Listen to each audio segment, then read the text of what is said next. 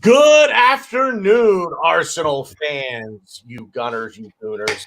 I am joined by SULZ, my good friend, now part of the team here at BG Media. We're going to get into the new show launching here. This is the pilot episode, Beards and Cannons. And, yeah, man, you're going to fit right in here, yeah? Yeah. I think the whole world's got beards right now, lockdown. I'm never going to be at I'm never going to struggle to find somebody to come on this show. Well, I might now. How are you, man? I'm very well. Could be better. Just came off a disappointing performance from the England under-21s. Unfortunately, we lost that one to Xhaka's younger brothers. Oh, really? Yeah, to Switzerland. Yeah, to Switzerland. No, I don't think his brother plays for it. It's just Xhaka and Co. We lost. I didn't even know he had a brother. So I think he does, but I think he plays for Albania. I don't get it. I don't get into the personal lives of these guys. So if he's got a little brother playing for Switzerland, or Albania, you said Albania. So I believe so. Yeah. So basically to give the viewers, and I think we've got 5 or 6 in here right now. So guys, drop a line. Let us know you're here. Let us know who you are, where you're from, all that good stuff. Look, this is real casual here, guys. We're not going to go, it's not going to be a question and answer, back and forth. It's not going to be that kind of a format. It's just going to be, 2 guys sitting here having a chat about Arsenal football in general, beard care tips, what we use to keep these things nice and groomed, and whatever else may come up. And to that end, we were talking off air, just about like TV rights and things like that with the Premier League and here in America. So it's real quick, man. Tell everybody like where you're from, maybe how you became an Arsenal supporter. Tell the folks a little bit about you. Obviously, if you're going to hand out your social security number and bank, well, you don't have a social security number. You're in England. That's American. I think the equivalent here is the national insurance. So okay. I think that's the I believe that is the actual equivalent to what we have. But yeah, as you can tell, I'm not American. Surprise, surprise. I'm from over the seas, other side of the world, from England. Not from London either. I know people are going to think, hey, an Arsenal fan, not from London. Yeah, I'm from Manchester. And that's crazy to me. That's crazy. Yeah. By the way. And it's funny because everyone asks, like, why did you put yourself through all the depression of being an Arsenal fan when United are winning League Cups and, Premier Leagues at the time I was, getting into football? And the simple answer is I just wanted to fight everyone. I just wanted to argue about football. I was like, if I'm a United fan, that's just United fans. I can't argue. What am I going to say to them? Oh, yeah, okay. Yeah, I agree. United are a good team. Yeah. So I was like, nope, I'm going to become an Arsenal fan. And then I'm going to come in and just have an argument with everyone. I like it. And that's literally what it was. I was like, I'm bored because everyone's a United fan or a City fan or a Liverpool fan. I was like, there weren't many. There's probably, I think in my whole school, in primary school, there was like 2 of us that were Arsenal fans. So, yeah, you can imagine the amount of banter and abuse we got, especially when the 8-2 happened. But yeah, it wasn't. Nah. But we don't get into that, No negative. No negative vibes here. It's positive vibes only on this show. But anyway, I mean, everybody stands out there. Lone Star Londoner. I got to tell you, man, Lone Star Londoner, you and I don't agree on much, but I'll tell you what, man, you are just about as loyal to me, to my channel, and everything I'm trying to do here as my Beagles are to me, man. I have the utmost respect for you, brother. We may not always agree. In fact, we rarely agree, but thank you very much for being out there. It's already come back at me. There it is. Yep, there it is. No, seriously though, your birthday was yesterday, Lone Star. Drop a comment, man. Tell me how it was. Hopefully you got real pissed, I believe, as they say across the pond. I think that means really drunk.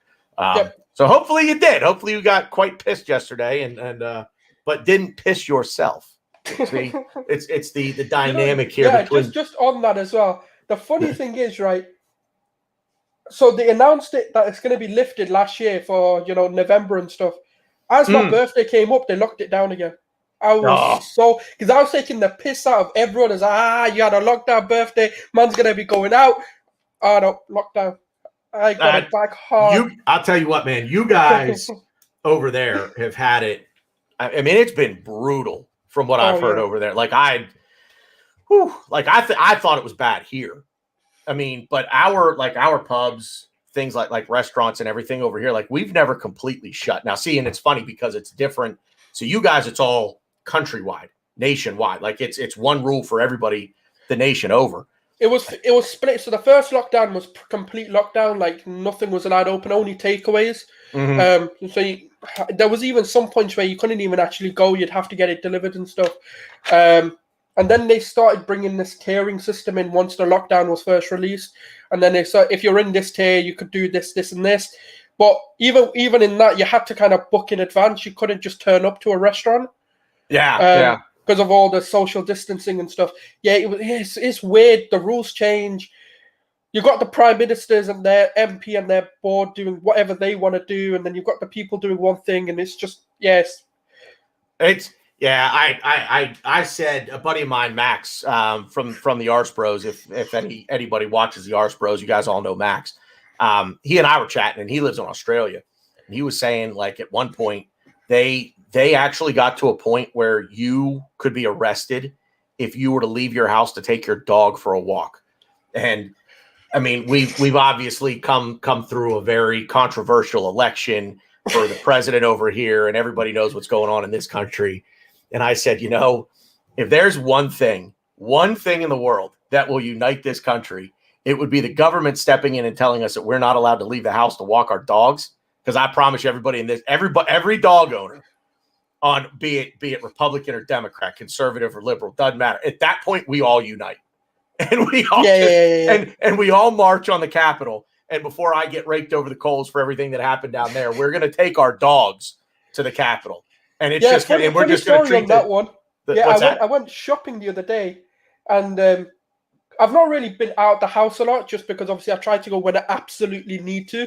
Yeah.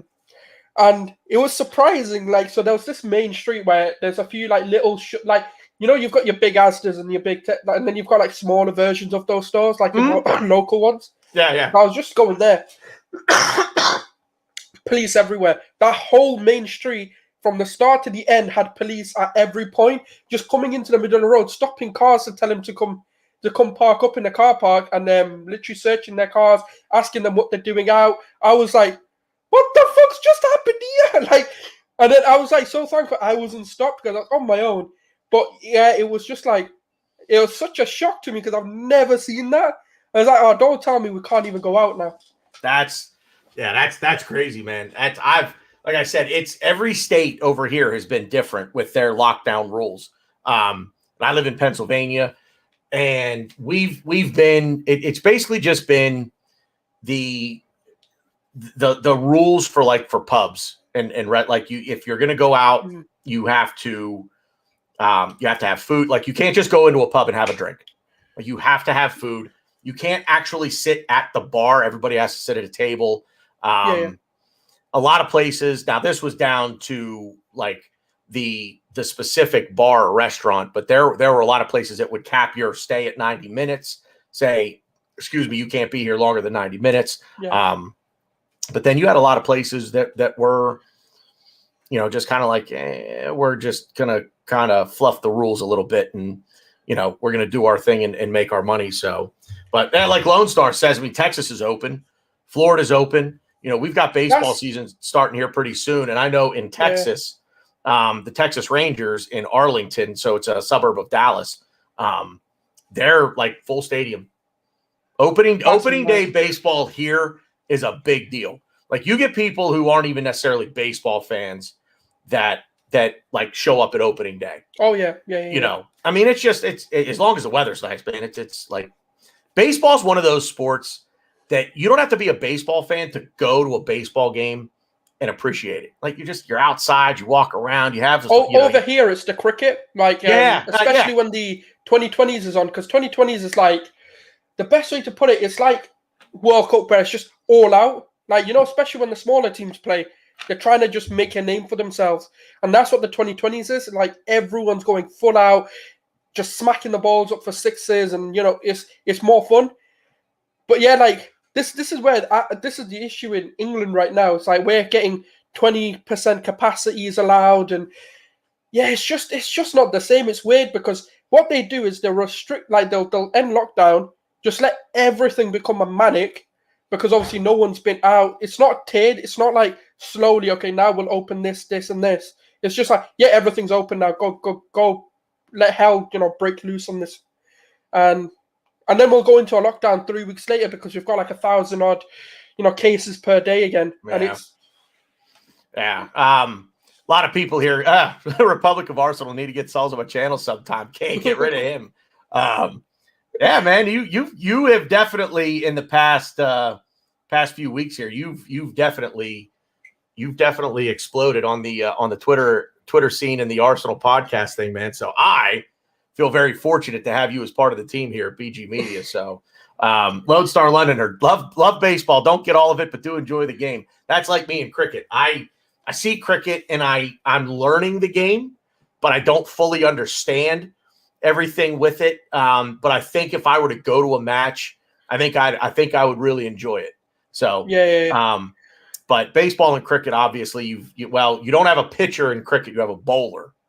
Yeah, and in baseball, it's the pitcher, but you have a batter or a batsman, and so they are pretty similar in concept, anyway. Yeah, no, because my family, like, they're not even a footballing family; they're actually more cricket.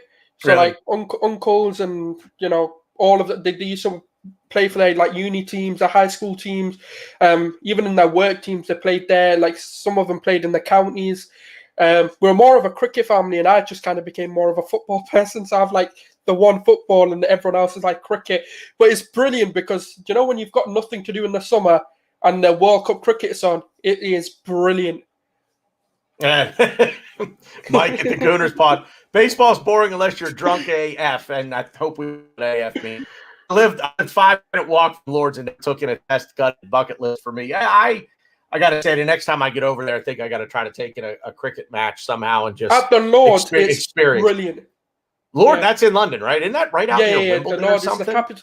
Yeah, so England's a weird one because we're like the only European team to actually have dedicated stadiums for our national team. So we've got Wembley, which is dedicated to England only, like unless it's like cup finals or anything. And then we've got the Lords, which is for the England team, not for a local London team, which is like bizarre because it's the only thing that we do differently to a lot of others. Yeah, we don't. Yeah, like all of the stadiums over here are used for whatever local, you know, team happens to play that sport in that city. I mean, so like here, Heinz Field, where the Steelers play, that's American football. That stadium actually gets used for concerts. It's used obviously for the Steelers. The University of Pittsburgh football, meaning American football team, play their games there. But oh, by the way, on Thanksgiving weekend here in America, and specifically here in Pittsburgh, a lot of the local high school, the high school American football teams play their championships at Heinz Field. Yeah. So we don't have a national stadium over here. I'll tell you what, and Mike, since you're American, I don't know if you can back me on this.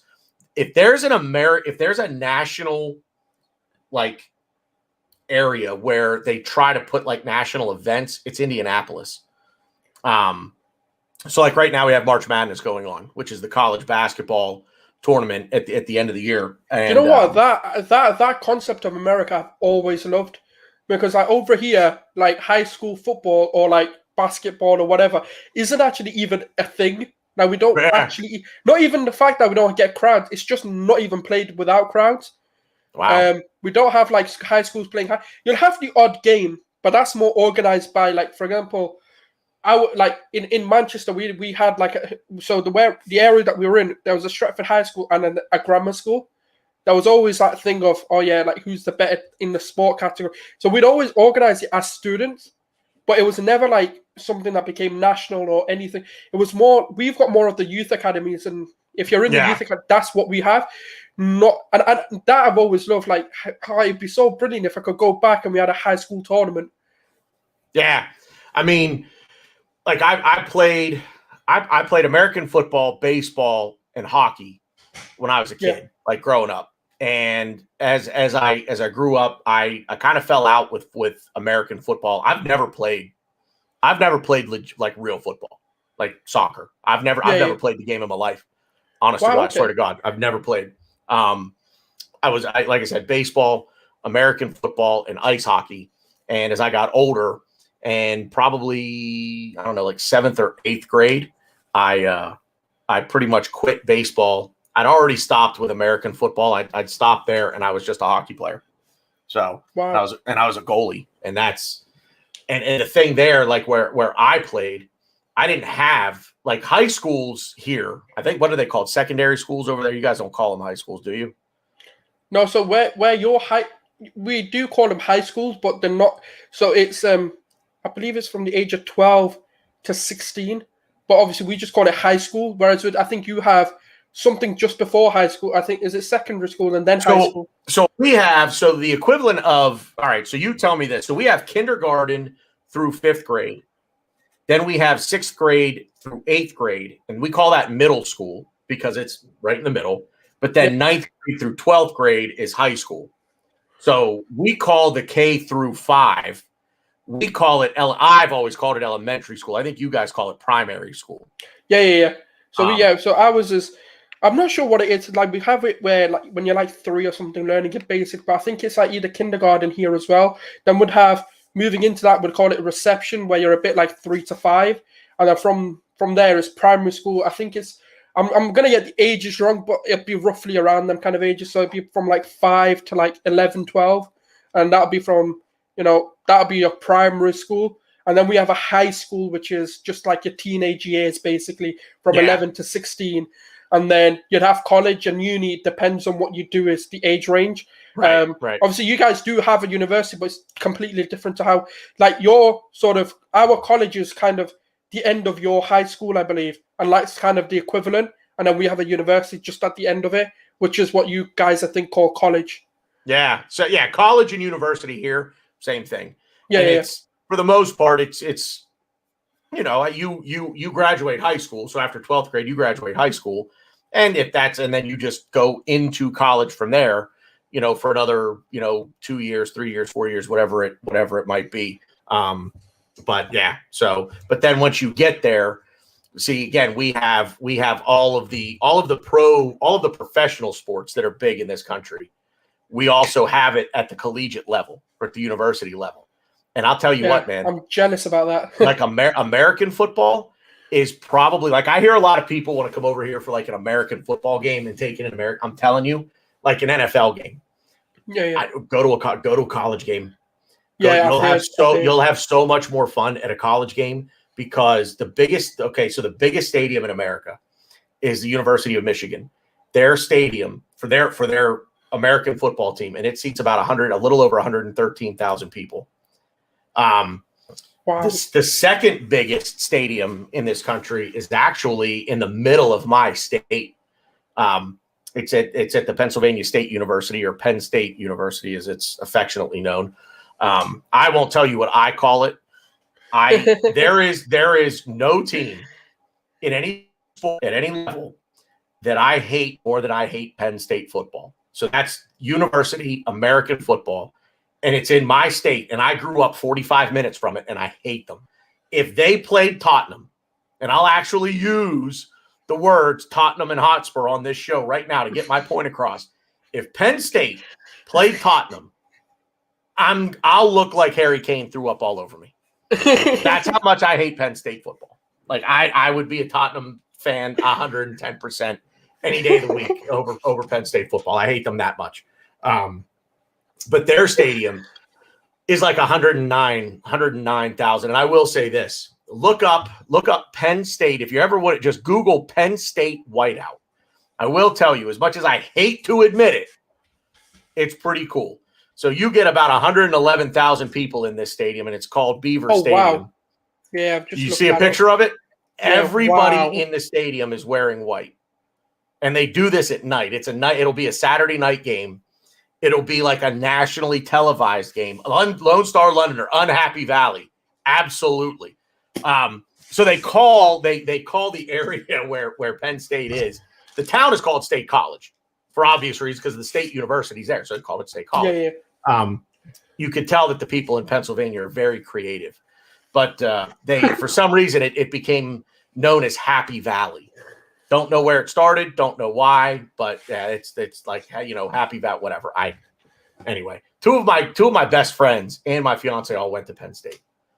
So wow. I mean, it's a good school. I mean, I'll say this: it's academically, it's a great school, especially if you're going to be an engineer. It's a fantastic engineering school.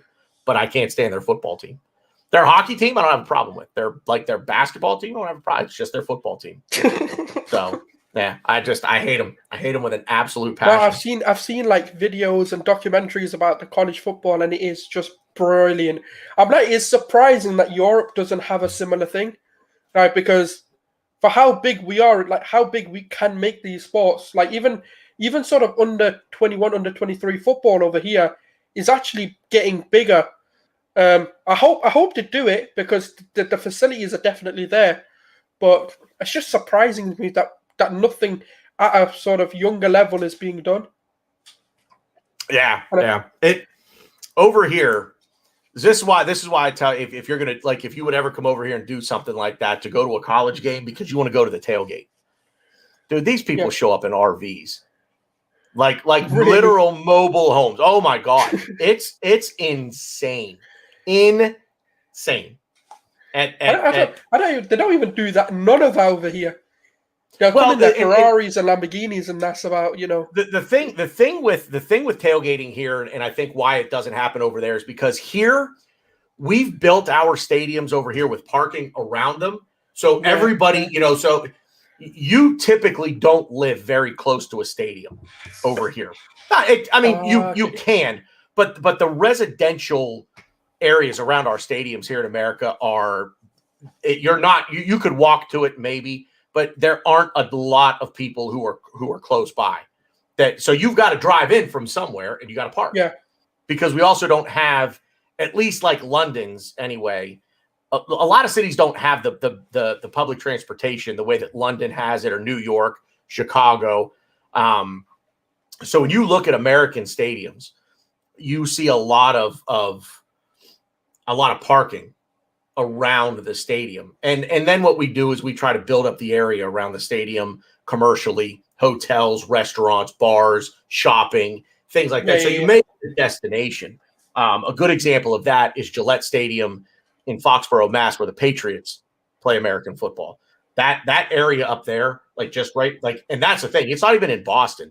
It's like 45. Yeah, because like all our stadiums are residential. Like exactly. That's the reason why Liverpool got rejected. United's proposal got rejected. I think that's one of the main reasons why Highbury had to, like, if they wanted to do the expansion, they had to move from Highbury to wherever it is, like wherever they look, to come and do the Emirates Stadium, because they couldn't get it there. Because what United, lucky thing with United are, one side of their stadium they've got a residential area, the other side is completely blank, so they could do something. But it's crazy. Like, we can't do it. And plus, Lone Star London actually said it. The weather here is shit. That's true too. Yeah. I mean, here you go to a game, and if it's raining, like people are being idiots. Like, you know, they're out wrestling in the mud and just tailgating here is something else. It's a fun time, and that's another good point that Lone Star makes, is because it's always raining over there too, so you don't really want to be, because the other thing too is when you look at stadiums over there, for you guys, all of your stadiums have, it's not a fully enclosed roof, but most the stands have roofs over the most. There's a roof over the stands themselves. Yeah, see here, you've got to be up high to be underneath whatever roof there might be if it's an open air stadium. Rowan checking in. But yeah, that's the point. Like, I mean, I've been to the Emirates Stadium. I've been to God! You know, the worst game I ever went to. So, obviously, being from Manchester, so our uni year was coming. Like, so for Christmas we were breaking up, and on our last day, United played Bournemouth, and So everyone was like, oh, let's go to a game. Let's go to a game. Let's, because we're not going to see each other. Everyone's going home for, Christmas and stuff. I was like, all right, then go on then. Oh, biggest mistake of my life. It was like -2, -3 degrees. It was pissing down with rain. It was the coldest day, and I didn't even want to be there. I was watching United play, and I was just there like, oh, why am I here? I am freezing my tits off over here. And I'm watching Bournemouth United. It's not even like, oh, United Chelsea are playing or something where I could be like, all right, at least I want one of them to lose. Yeah, fucking right. Like Bournemouth, they're going down anyway. But this was when Lukaku had his goal drought. I think this was like 2 seasons ago. And he actually scored in that game. And the funny thing is, every United game I've gone to, they've not lost or drawn. Wow. So if you've got any United fans, man, they're beating down your door to have you go to games. You're the good luck. Yeah, I've not been to one draw, one loss yet.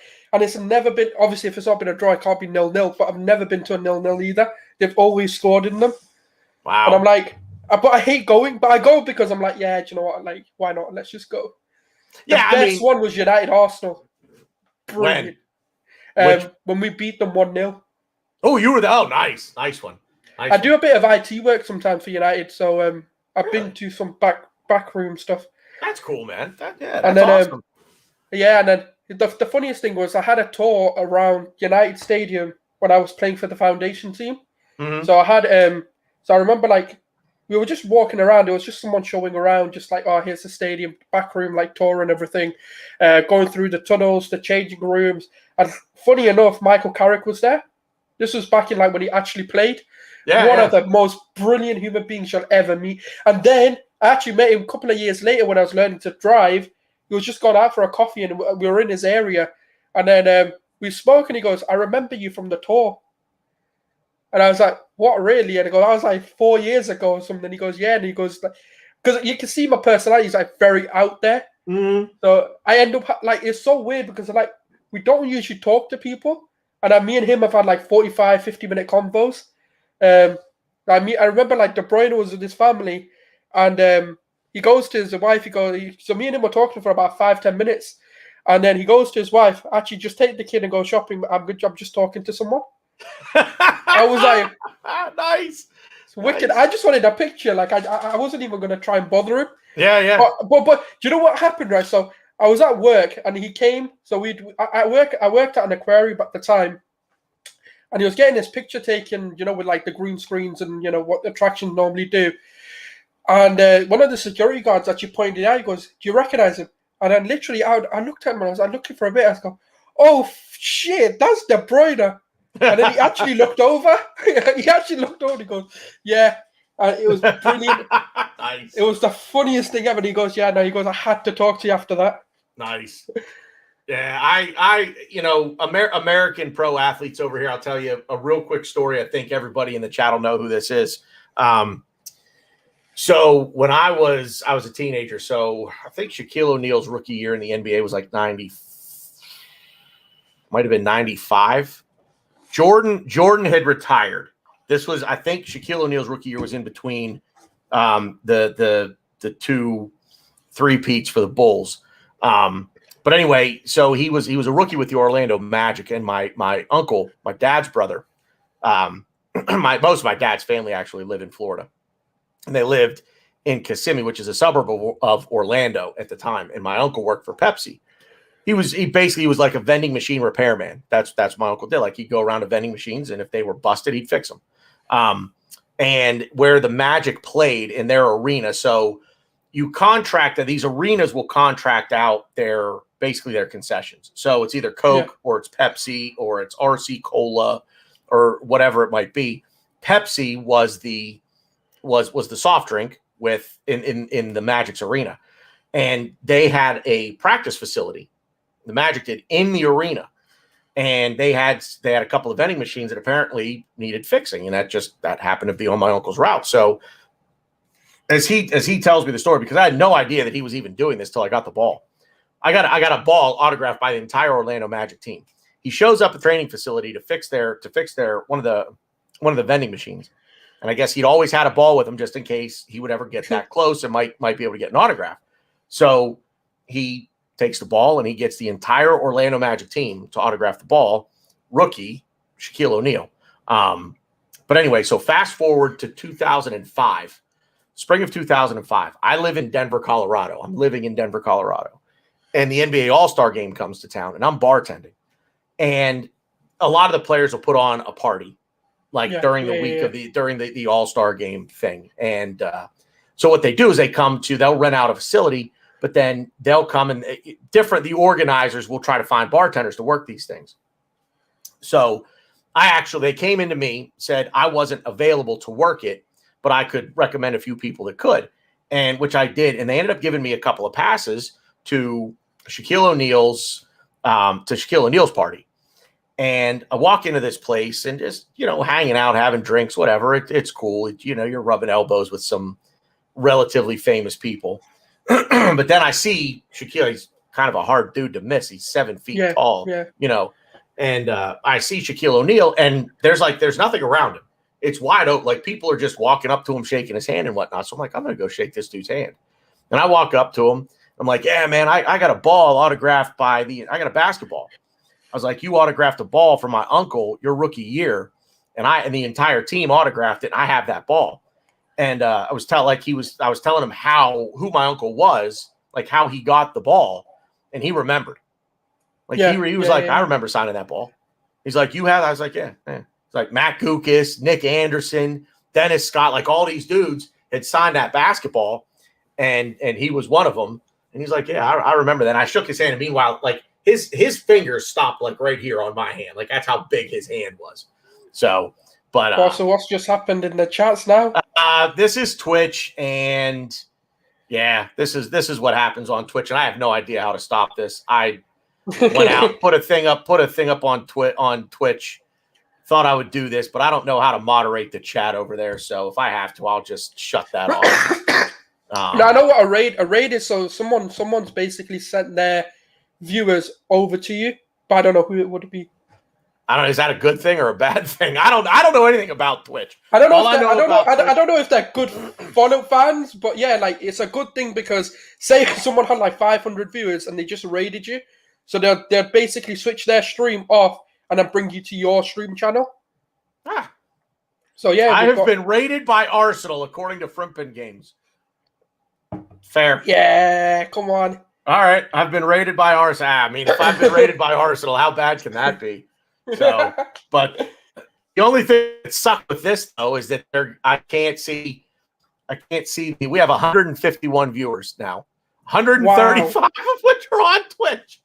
Come on. Oh my Lord! All right. Anyway, so a lot of the folks that showed up here, I am sure, wanted to hear us talk a little Arsenal and the assembled, and I hope he's still here.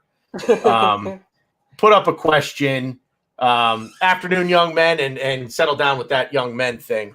I don't know about SULZ, but I ain't no spring chicken. So, but you had brought this up yesterday, man. You had tweeted out about scrapping financial fair play. So, I don't. You need to go. You need a minute. All good. Yeah, sorry, I just needed no worries, man. What my wallet? That's all. Nah, no worries. I mean, I'll take your wallet if you're handing it out. Yeah, a lot of debt for you, mate. Yeah. But anyway, tell us, talk to me about the FFP thing, because I was looking it up last night, actually, because I did want to talk to you about this. So, UEFA want to scrap the financial fair play model. What's that? Yeah, I've done so much research on this. So lay it on me. What have you found? Yeah, so essentially, obviously, in 2010, UEFA introduced something just to try and prevent teams from going under into like administration, bankruptcy, committing to more than they can. So basically, in a nutshell, working within your means. So if you're generating £1 million of revenue a year, let's say, you're working within that £1 million rather than more than that, because obviously, if you've got outside ventures, they could also maybe not work. That's why you're seeing, like, for example, Bolton go under. Because they committed to too much, and then the lockdown happened, and then obviously some clubs are going under. Now what's happened is, to what I believe, is because of the sort of Super League being intensified. This is a theory that I've been trying to figure out how true this could be. is the Super League is intensified. PSG, City are like, basically, we're going to make this happen. UEFA then came out and said, if you're part of the Super League, you can never win the World Cup. You can never win, a Euros or etc. You can't be a part of any organization from UEFA. So I think what they've then done is thought about it and thought, we're going to have to do something. And essentially now what they're doing is, so the only problem with it is they've not actually set any rules out yet. So they've kind of just come out and told everyone that FFP is being scrapped in place for a new system, which is going to allow clubs to have more freedom over their spending, which in a nutshell means if you've got a multi-billionaire owner, they can just pump cash in. Yeah, City are going to have no restriction. PSG are going to have no restriction. Your likes of Barcelona are going to have no restrictions in terms of how much money they can now spend. Say, for example, let's say you were worth like £20 billion and you wanted to put in £4 billion into one window. Nothing stopping you now from doing that. And that's essentially what this new ruling from what they're coming out with. Well, so what I saw was, I didn't do nearly the research on this that you did. I looked at it. I found, and I don't even remember where I read the article, but or what the outlet was that I saw the article on. But they went into what the rumored proposal, because they're not scrapping. I want to say this: they're not scrapping the idea of having something in place to keep to maintain a competitive balance financially, but they're scrapping the current model is what they're doing. What they want to do, at least what I saw, the rumored proposal will be a luxury tax. So this is the way that I'm going to explain this in baseball terms, because this is the way it works. Because Major League Baseball here in America doesn't have a salary cap. Salary cap means every team has a hard cap they cannot go above. There's a set amount of money that can be spent on player wages, not transfer fees. Take transfer fees out of it. Wages, you cannot spend more than that cap. Now, in baseball, Major League Baseball doesn't have that. What they have is a luxury tax. So they say this is the luxury tax threshold. And for argument's sake, let's just say it's $200 million. So your payroll, your player payroll, can exceed the $200 million threshold. If it does, you're going to be charged a percentage on everything above that. Oh, by the way, you'll be charged that. How do I want to say this? Now, I'm not going to get into specifics. I don't want to muddy the water here, but that's basically what the luxury tax is. So I think if what I read about this is true, or if it comes to pass, what UEFA will say, okay, across the whole of Europe, maybe they go into the individual countries and say, okay, this is what yours is going to be. This is what yours is going to be. But you're going to have a cap that says, okay, this is what you're allowed to spend. Can't spend any more than this without paying a tax above and beyond it. Now, what Major League Baseball do with that tax money is they then redistribute it to the smaller market teams. So you have the New York Yankees, you have the LA Dodgers, you have the Chicago Cubs, you have the Boston Red Sox. They will here and there, but they're not the Yankees, they're not the Dodgers, they're not the Cubs.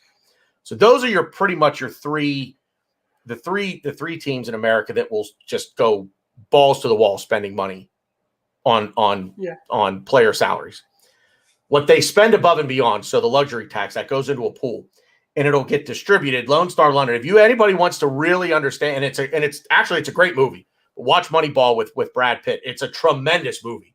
The book is better, but it's the model that the Oakland Athletics used in terms of the luxury tax, the redistribution of the money. The money goes to smaller market teams. So the Pittsburgh Pirates are one of those teams where that money goes. The Oakland Athletics, the Minnesota Twins, Kansas City Royals, Cleveland Indians, those teams like that will get an influx of cash from the revenue generated from the luxury tax. So to compare and contrast, that money theoretically in UEFA, could be redistributed to would basically be redistributed to the clubs that pretty much make up the bottom half of the table. You'd gain promotion, you'd probably get a little more. It would get tricky because I don't know how it would work with the lower leagues. You know what I mean? So how's it going to work with the championship, League One, League Two, and then you get into the National League? How's it going to work there? And that's just England. We haven't, Spain, Italy, France, Germany, Belgium. That's why it's such a bizarre. Like FFP never made sense. Like as because there were so many grey areas and loopholes and things that clubs could do to get out of it. We've seen City be an example. Look, I'm not saying City are guilty or innocent. It's just we know there were some dodgy dealings. Like there's no denying that. But that's where the loopholes are. So in a sense, they didn't cheat, but they found a grey area within FFP. And also the other thing is UEFA can never uphold any of their sort of regulations. They back out of punishments. They always trim them down. For example, when like the Chelsea example, they had a 2-year ban, turned it into a 1-year ban. Barcelona was the same thing. They had a 2 or 3 year ban. They turned it into a 1-year ban. They can never really see it out because the clubs that they're trying to beat are too rich and too powerful to Barcelona. Yeah, they wouldn't. And City would, and PSG would as well. And this is the problem. What City did essentially made UEFA crumble because they just said to them, "Nah, we ain't guilty of shit. Like, prove it. We know we are, but try and prove it. We'll keep taking you to court. We'll keep taking you to court. Yeah, come again." And the thing is, the funny thing is, right? So I was looking into it. He's not even really like the lawyer that they hired or the team that they hired aren't even sport like lawyers. They're actually the people who got, I think, the Brexit deal or something done. And like that's how inexperienced in the field they were. If City wanted to, they could have got even bigger lawyers in. Yeah, that's the scary thing. Yeah, because they just went with the best, like the most financial option, and said, yeah, they can do the job. I mean, no, go ahead, finish your thought. No, that's what I was going to say. Like, it's just simply like, imagine like if UEFA did then put the pressure on City, we're just going to be like, yeah, they ain't working. Let's just go get another team in. Yeah, I mean, when you think about it, and you hit the nail on the head with this. I mean, some of these clubs, man, just have so much money, and with this Super League thing kind of hanging over everybody's heads, it's like, well, we don't like what you're going to do, so we're just going to leave. We're going to bring all of these teams, all of these clubs with us. We're going to make our own league, and off you go. I mean, it would suck, honestly, if they did that. So for UEFA, they got to figure out how can we block the big clubs from running the show, because that's essentially what they've allowed to happen is these I mean, City are owned by Qatar. They're owned by a freaking country, for crying out loud. Even Paris are.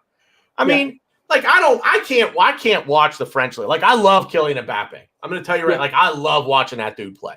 I really do. But I can't watch that league because it's just there's no there's no secret to it. Like there's no suspense to it. We know what's going to happen. Either Paris are winning the league, or they massively shit the bed. One of the two. But at any rate, it just the money that's in these. I mean, I don't know. It's like I was looking at like the net worth of a lot of these owners. Like you've got Sheikh Mansour, who's been reportedly worth like 20 billion, but he's worth a lot more than that. It's just obviously he alone, like his own actual like worth, as in what he has outside of his businesses, is 20 billion worth. He's spending billions on yachts every year. He's spending billions on these, and the amount of clubs he owns as well. He's got New York City. He's got obviously City. He's got a Spanish team as well in La Liga, but I believe it might be Granada. I believe it's Granada that they're partnered with, but he also sort of owns, because you can't technically own a club in Spain, but he has like heavy investments within the club. Mm-hmm. And so the way that English clubs they have like a sister club, which they then like pay. So we've got Oh, who is it now? It's like a very low end team. I've forgotten their name. Is it? But I can't remember. But anyway, it's like Granada have them where they loan their players to.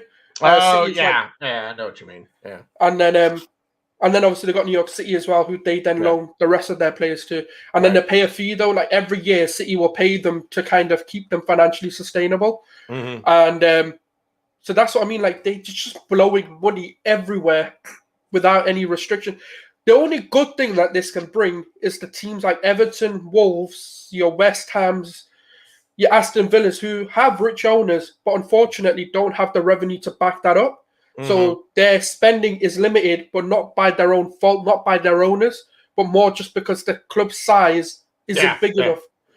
But then they're speaking to some like League One and like League Two grassroots team football, and they're like, the gap's going to be huge. They're going to be like, we don't have the owners, nor do we have the revenue, nor do we have anything that we can do. You know, that's going to help us get into the championship to get in. Because even the championship teams are getting billionaire owners now.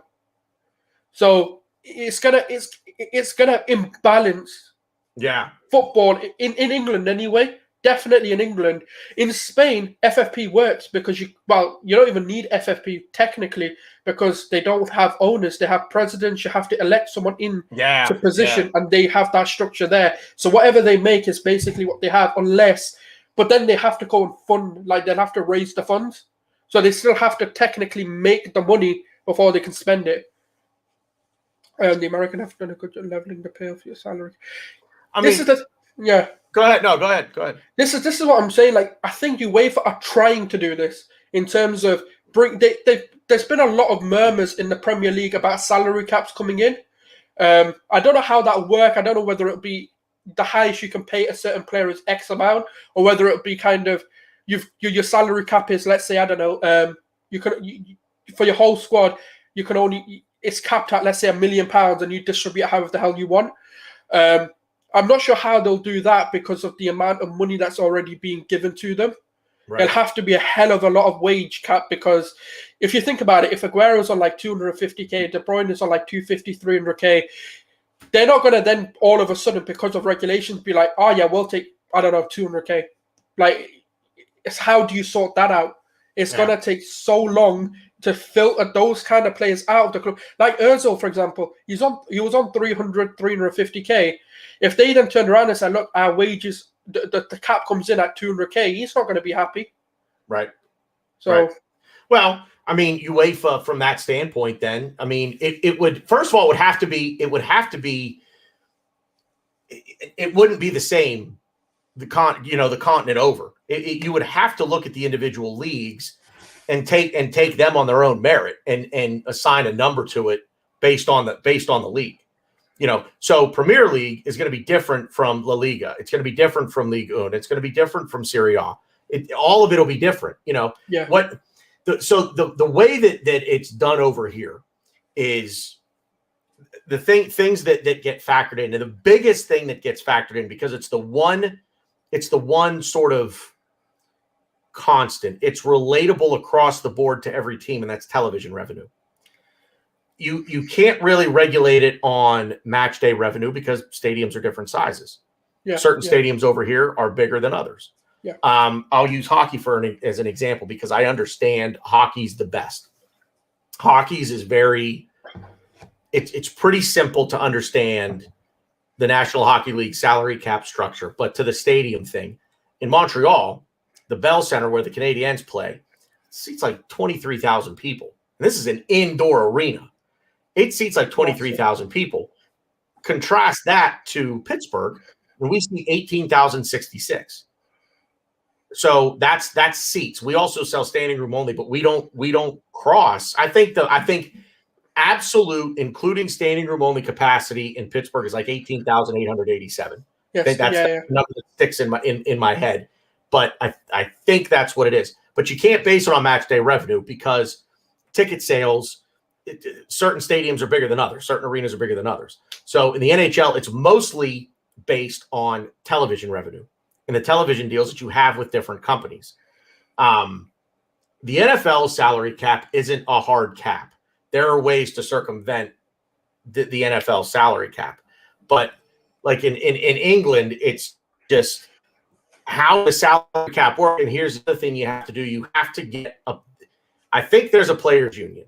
I know there's a UEFA players union, but I don't know if is there a specific Premier League players union? Is there a Bundesliga players union? And what you have to do now is you have to collectively bargain the salary structures of the players with the governing body, be it the FA in England and UEFA. Yeah. There are too many moving pieces because it's a continent in different countries. See, here it's easy because it's one country, it's one league, end of.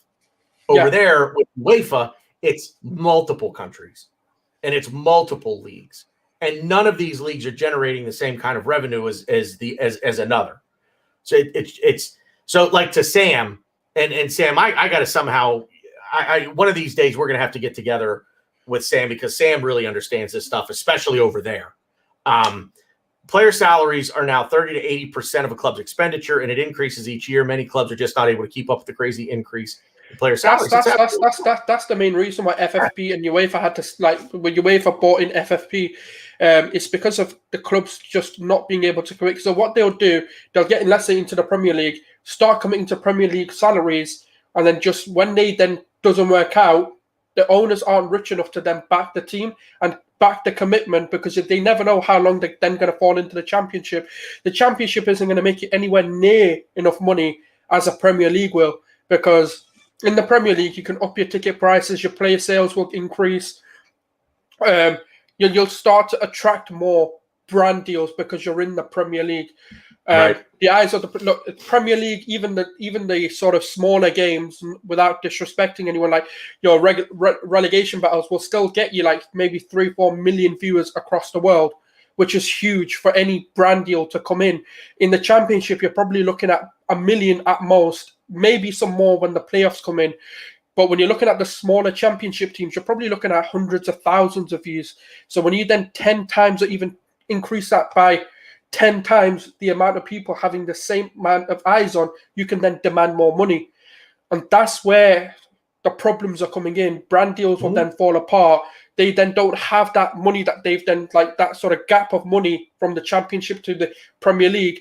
And then that's where you start to slowly see the revenue and the profits decrease. And unfortunately, some clubs just can't because they've put in way too much. Well, yeah. I mean, and that's the thing too over here. I mean, advertising is big over here, but it's not as big as it is in European football. Well, I mean, in world football, really, it's just not that.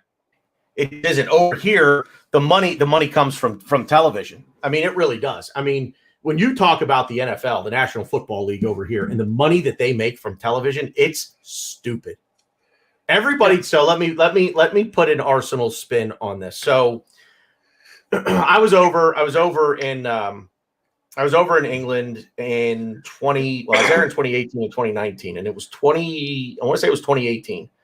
But I was outside the stadium, and I may lose some viewers for this. I don't really care. I had a conversation with Robbie from AFTV. And this was after everything was done. I was staying right around the corner. My Airbnb was right around the corner from the stadium. And so after the game's over, I'm kind of milling around and whatnot, hanging out, and I see Robbie, and I walk up to Robbie, and we have a conversation. He hears, I'm American, so he starts asking me about Stan Kroenke and the Rams' new stadium and this and that. And the other thing, like, what's he doing? He's taking all the money out of Arsenal to build the stadium, this, that, and the other. And it's like, nope, he's not. That's not how he funded the stadium. He took a little bit of money out of his own pocket to fund the stadium, but that stadium was largely funded from television revenue that the NFL as a whole generates. It's the money that is in television in the NFL in this country is just, you can't. Owners don't have to invest in their teams over here in the NFL out of their own pocket. As in, Kroenke can run the Rams, and all the money that he spends on player salaries for the Rams comes from TV stuff. He's not digging into his own pocket for that at all. He's really not. Yeah, because I read something interesting. For like a 30-minute in the prime time of the Super Bowl, it costs $5 to $15 million or something? A 30-second commercial. Yeah. Yep. That's what it just for the one, Super Bowl. just 1 30-minute. So if you had any others, you'd be paying even on top of this just for Yep. that one. Yep. It is the most expensive. It's the most. They're the most expensive commercials in the world ever. Period. And the money just keeps going up. The money just keeps going up that they're asking. You know, for these more for these people spots. in England are now starting to watch at least the Super Bowl anyway. I've maintained for easily 2 decades now that the Super Bowl is the single biggest or most recognized day in the world. Think about it. Every holiday is either country specific or religion specific for the most part. We have Thanksgiving in America. You guys don't do that. Canadian Thanksgiving, they do the same thing, but it's not the same as ours in terms of the date. You know, Christmas, that's a Christian holiday. You know, Hanukkah, that's a Jewish holiday. You know, so when you look at the one day in the calendar year that the world recognizes is the Super Bowl. Does it happen at the same time every year? Like, is it the same date, or is it? No, nope. It's always. They usually start the season roughly the second weekend of September. But in that case, isn't the World Cup final for football? Because that's one of the Champions League final. That's one of the biggest watched, worldwide viewed. Because that gets over billions and billions of views across the world. World Cup final, yeah, but it's only once every 4 years. The Champions League final. Okay, you mean that one every? Yeah, I get what you mean now. Yeah. But even the Champions League final, you got to understand something. It's still not as big in this country as into it as I am, and everybody watching, like, you know, Mike from the Gooners Pod and Ryan from the Ars Bros. Yeah. Even I've got Gary in the chat here right now. I mean, Gary himself. I mean, you know, Lone Star Londoner lives here, but he's from London. Football in this country is just not. It still in this country is probably 5th. I would say on the list. Are you talking about the Super Bowl being big in America, or do you mean it's a global? The Super Bowl is global, and the reason that I think the Champions League final isn't as big as the Super Bowl is simply because of this country, because it just hasn't taken off in this country. It's starting to, but it just hasn't taken off in this country. You'll get. Here's the thing: the Super Bowl is a reason for everybody to throw a party. Nobody throws a party in this country for the Champions League final. First of all, it's a Saturday at like 3 p.m. or whatever it is. And it's usually like right around this. Honestly, it falls for us. It usually falls right around Memorial Day. So in this country, Memorial Day weekend is a big party weekend. We're already throwing the parties, but people are they're outside. They're outside, you know, using their barbecue. They're on a boat. They're camping. They're doing whatever they do, because Memorial Day weekend in this country kind of kicks off summer. Super Bowl Sunday is usually like the first Sunday in February, roughly. And it's February. What are you doing? You're not doing anything, you know. True. And it's in the evening.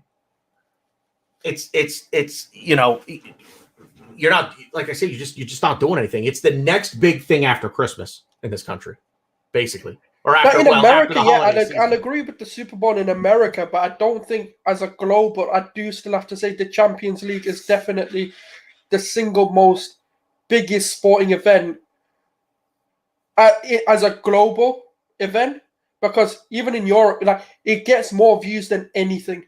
Oh, that's my only thing is the population of this country. Yeah, just scales that back. The world over, absolutely. Yeah. But I think the Champions League final, because it's not as big in this country, I think we pull that back a little bit. I mean, I watch it every year, and I've watched it every year since I've been able to, and I don't care who's playing. I'll figure out a rooting interest in it. I'm gonna watch it. But I mean, I have no idea. I mean, I grew up with the Super Bowl, you know, and hearing how big the Super Bowl was, and I've seen what the NFL, the juggernaut that the NFL has become. I mean, I'll say this, what the Premier League needs to do, and this is just Premier, I mean, every league, quite frankly, should do this, I think, and maybe some of them do. If the Premier League does it, it's not over here. But the NFL, Major League Baseball, all of the four major sports here, the four major sports leagues over here, have their own television station. They have their own like there's NFL Network. Now they broadcast. Now, mind you, we play once a week. Like, you're not going to play a game. If you play 2 games in a 7-day period, you're playing a Sunday and a Thursday. Yeah. Like, you'll play Thursday night and you'll do it once. You won't do it twice. Like, I mean, with us in Arsenal, we play, on average, we probably play twice a week. American football, you just don't do that. But the NFL Network, and it is 24 hours a day. Some of it's live.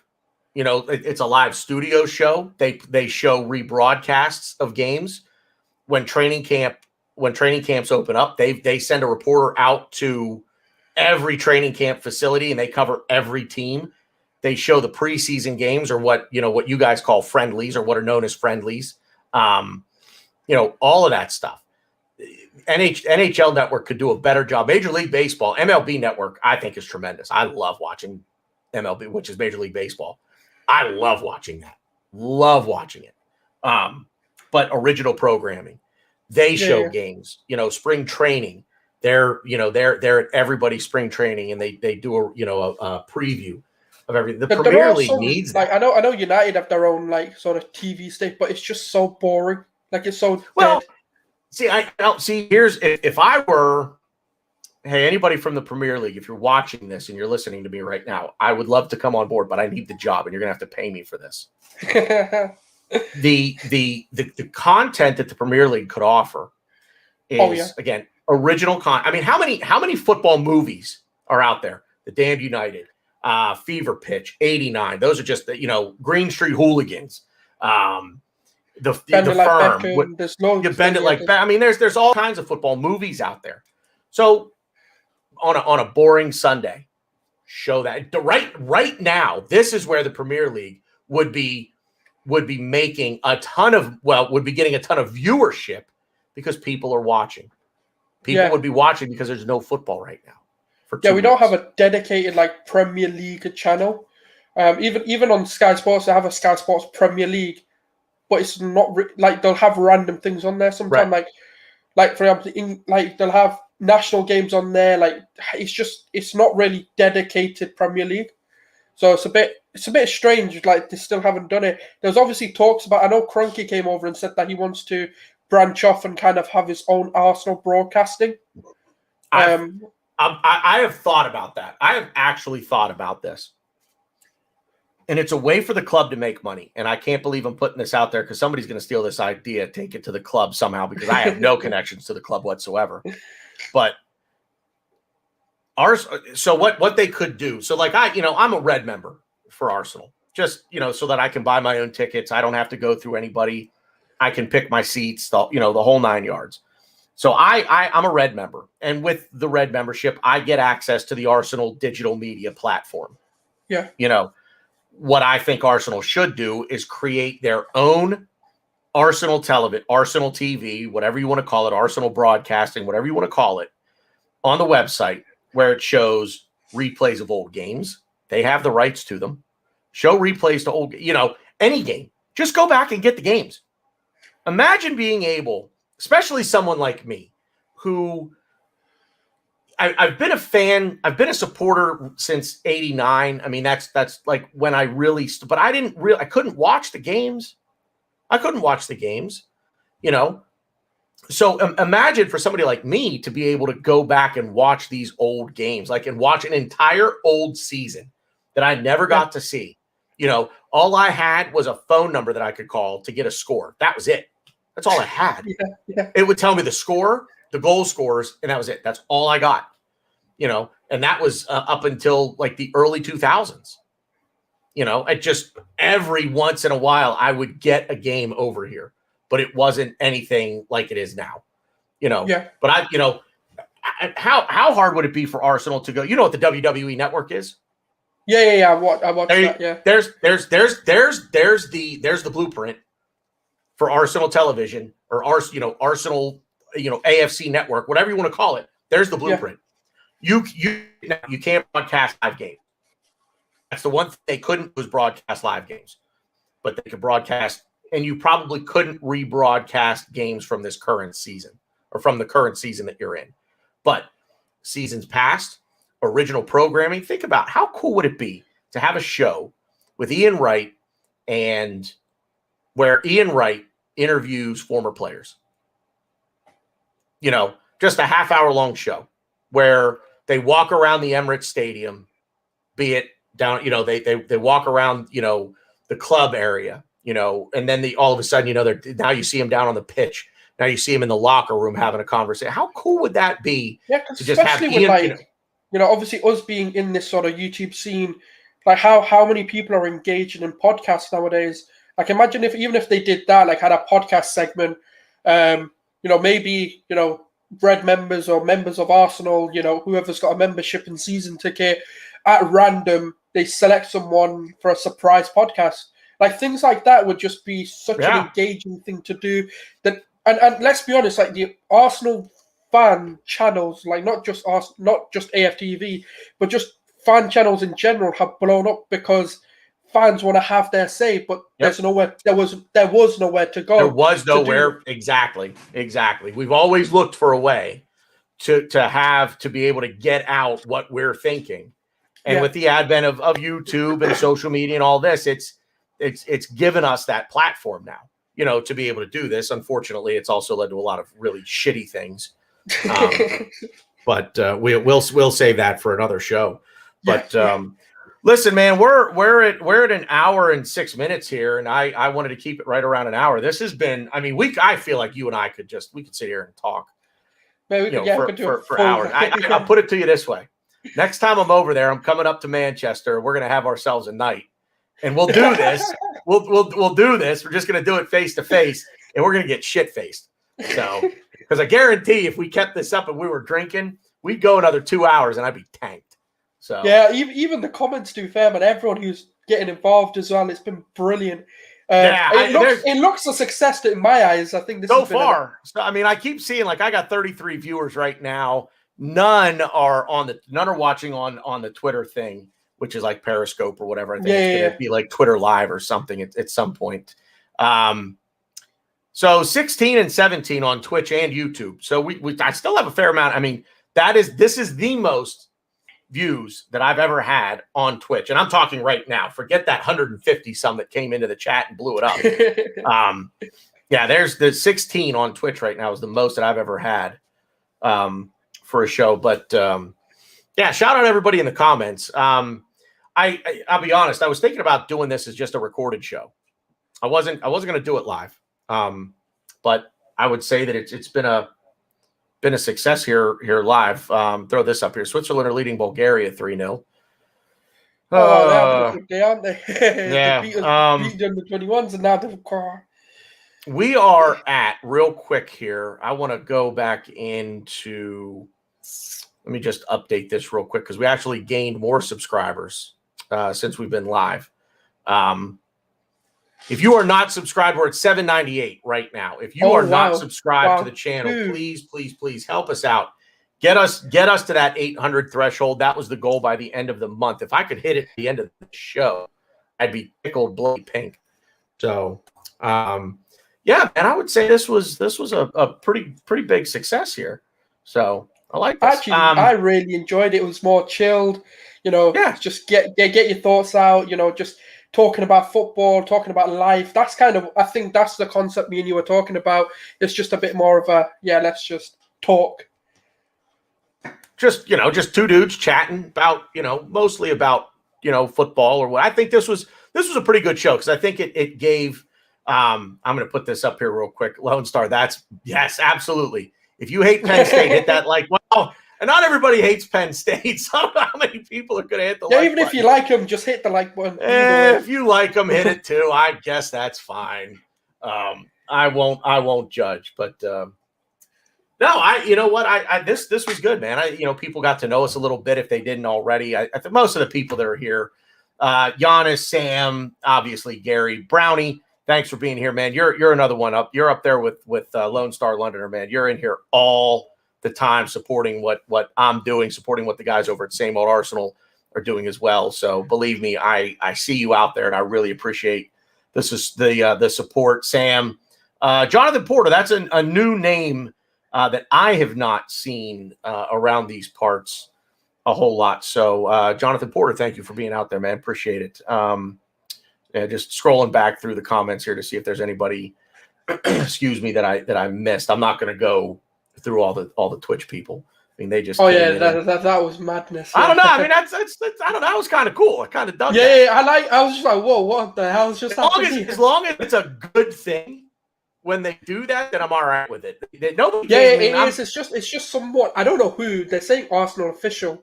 It ain't Arsenal. I doubt very seriously it's Arsenal official. I don't know why they'd be sending over. It's a raid from Arsenal Twitch channel. Nice. But yeah, that's pretty cool, man. Come on, you Gunners, Arsenal raid. I mean, it is all. It seems like they're all Arsenal fans. Yeah. Farmer Jack, just a channel that we don't know about. You know what, man? I need to sit down and really kind of dive into the Twitch platform and kind of figure that all out a little bit because, Reginald Perry. I got back to the top of the comments. Rowan, thanks for being in there, brother. Appreciate you. Reginald Perry was in there as well. So if I missed anybody, I do apologize for that. This is like the Sophie goodbye from the Highbury squad. I just kind of keep going. So, but no, man, rousing success. I really think it was. So, thank you for being here, SULZ. Appreciate it, man.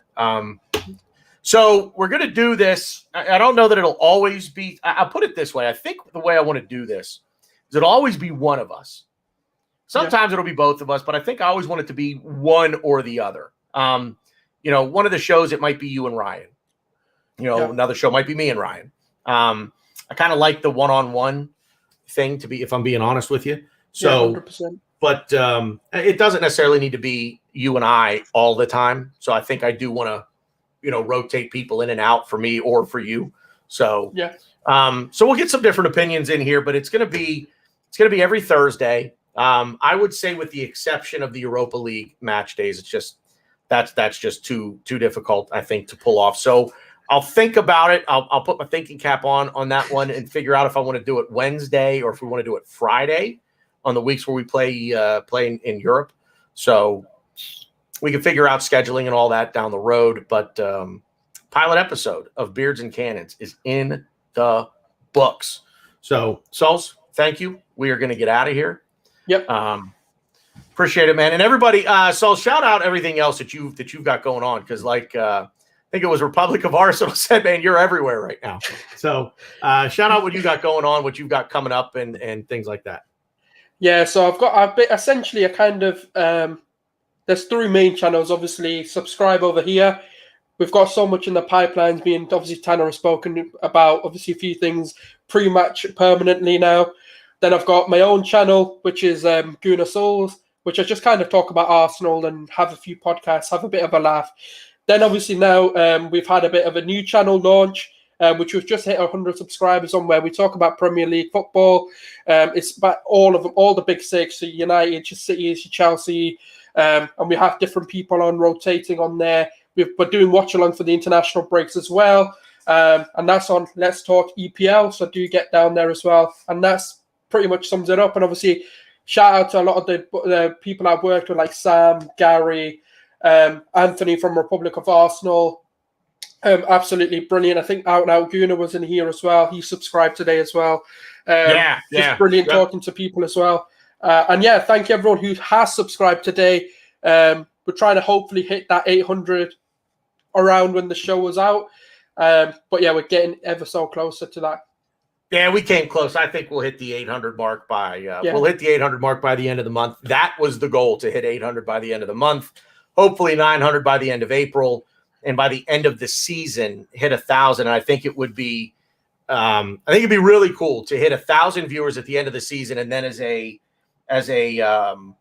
reward or an incentive, we are going to give away at 1,000 subscriptions. We'll do a giveaway of either. So it'll be a winner's choice giveaway. It will either be a new Arsenal 2021-22 home kit personalized with the player of your choice, or if you are an Arsenal member, you have an Arsenal membership. Season ticket holders are excluded from this and not paying for your season tickets. Don't be stupid. All right, it's going to be like 100 pounds tops, whatever. But if you're an Arsenal member, as in red member, I don't even know what the tiers are anymore. I know red because I'm a red member, and I know that's the bottom tier. But as long as it's not season tickets, I will pay your membership fee if you're an Arsenal member. So you'll get either a new kit personalized with a player of your choice, or if you're a member, if you want a membership, if it's something you've always wanted, you never pulled the trigger on, this might be your opportunity. So tell a friend, tell a family member. If you don't have either one of those two things, tell a coworker. If you don't have any of those, tell a pet. Create a YouTube channel for your pet. Have them subscribe, because guess what? If they win, you win. But yeah, so that's what we've got here. So fingers crossed. I think we'll hit the goals. I really do. I think we'll hit those goals. And yeah. So good stuff, man. Sam thought it was a great show. John, I don't want to say Giannis. I think it's Giannis. The real Giannis. But says great show, very interesting show. Loved it. What's Milwaukee that? Bucks. Yeah, it's pronounced the same. I'm guessing it's the Milwaukee Bucks. Giannis. Antetokounmpo. Yeah, Giannis. Yeah, it's probably. Yeah. You know what, Giannis? We'll just start calling you the Greek freak. Too. How about that? So, Gary, great show. Tanner and SULZ, come on, you Gunners, yeah, man, appreciate it. SULZ, again, like I said, I'm in my Sophie goodbye here. It's been 10 minutes, so, but appreciate you coming on, man. Stand by. We'll chat a little bit off the air, but that's it. It's been real good footy talk. We'll see you out there.